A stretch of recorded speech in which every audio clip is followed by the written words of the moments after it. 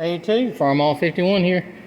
Alright, like I said, I was going to try to do, not daily, but I was going to try to do it by every other day, or every time I worked on it, I was going to try to do a little short video.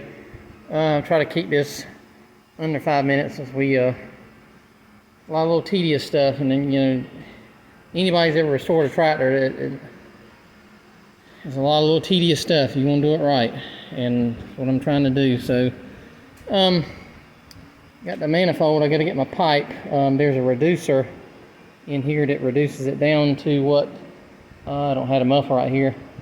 The muffler B. This is actually, I think, 1.5 inches. This is what your power units. I think, if I remember correctly, the wider mouth here is for the power units, and they had a reducer to reduce it down for the Cub tractors, because I guess power unit engines turned a little bit higher RPMs, about 2,000, 2,200 or something like that, I think.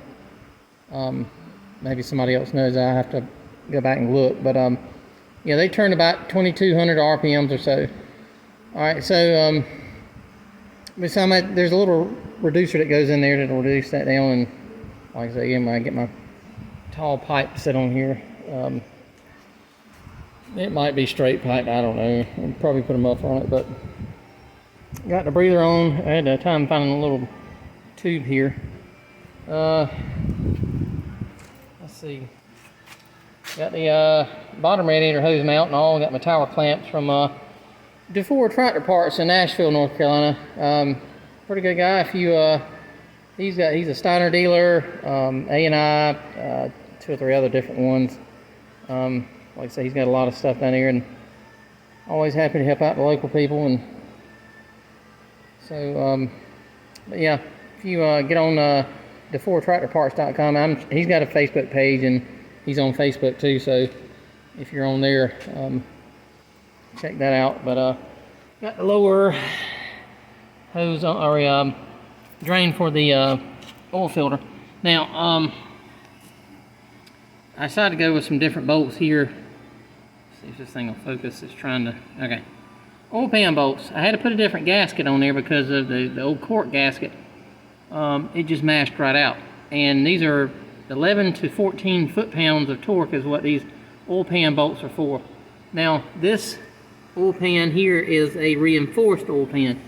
The oil pan that would have been on this tractor would have been a non-reinforced pan. It wouldn't have had the little bars in here that strengthen it up. It would have been just a straight pan, bolting them right through the pan there. I had one here in the back. It pulled the last, well, actually, I put the original bolts back in it.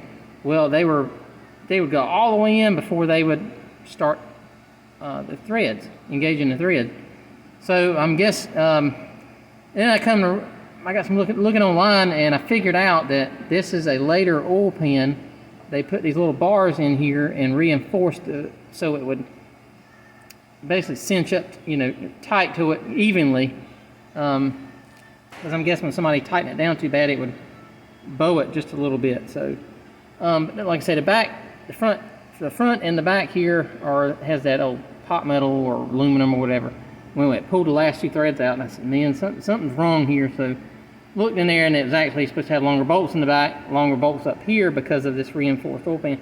These heads of these bolts would be sitting almost flush with the bottom of the pan, the lip of the pan there. So, but anyway, put that one in there. It actually took and tightened down to, I tightened them down to 11 foot-pounds.